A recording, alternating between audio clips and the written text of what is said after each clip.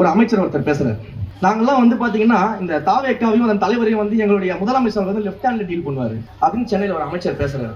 ஏன் வலது கருத்தை வந்து வலதுசாரிகளுக்கு வாடகைக்கு விட்டுருக்கீங்களா பாஜகவுக்கு? ஏன் வலதுகரம் வேலை செய்யாதா? ஏற்கனவே சட்ட ஒழுங்கை காப்பாற்ற இரும்பு கரம்னு சொன்னீங்க, இரும்பு கரம் வேலை செய்யல. இப்ப வலதுகரமும் வேலை செய்யல, வலதுசாரிகளுக்கு வாடகை விட்டுருக்காரு. இன்னொரு இதே திருச்சியில் இருக்கக்கூடிய அமைச்சர் ஒருவர் பேசுகிறார். என்ன பேசுறாரு? அவர்கிட்ட ஒரு கேள்வி கேட்கிறாங்க. தலைவர் விஜய் அவர்கள் வந்து பாத்தீங்கன்னா திமுகவோட கூட்டணி கிடையாதுன்னு சொல்லிட்டாரு. ஒரு கேள்வி கேட்கும் உடனே அவர் சொல்றாரு, நாங்க கூப்பிடவே இல்லையே அப்படின்னு ரொம்ப ஜாலியா ஒரு காமெடி பண்ணாராம். நாங்க திமுக எங்களுடைய அரசியல் எதிரின்னு சொல்லிட்டு அரசியலுக்கு வந்தவங்க. நம்முடைய தலைவர் மிக தெளிவாக செயற்குழுவில் சொல்லும் பொழுது மத பிளவுவாத சக்திகளான இந்த பாஜகவோடு நேரடியாகவோ மறைமுகமாகவோ கூட்டணி கிடையாதுன்னு சொன்னாரு. அவர் பாஜகவோட கூட்டணி கிடையாதுன்னு சொன்னா நீங்க ஏன்னா வந்து நாங்க கூப்பிடவில்லைன்னு சொல்றீங்க? நீங்க பாஜகவா? நீங்க ஆர்எஸ்எஸ்ஸா? நாங்க பாஜகவை தான் சொல்லிக்கிட்டு இருக்கிறோம். மத பிளவுவாத சக்திகள், பிளவுபடுத்தக்கூடிய சக்திகள், மதவாத சக்திகள் உங்க கூட கூட்டணி கிடையாதுன்னு நாங்க சொல்லிக்கிட்டு இருக்கிறோம். நீங்க பாஜகவா? ஒரு உங்களுக்கே நீங்க திமுக இருக்கீங்களா பாஜக இருக்கீங்களா டவுட் வந்துருச்சா? இப்படிப்பட்ட ஒரு சூழல்ல ஆட்சியாளர்கள் இருக்கிறாங்க, அமைச்சர்கள் இருக்கிறாங்க. இதெல்லாம் நீங்க பார்க்கணும்.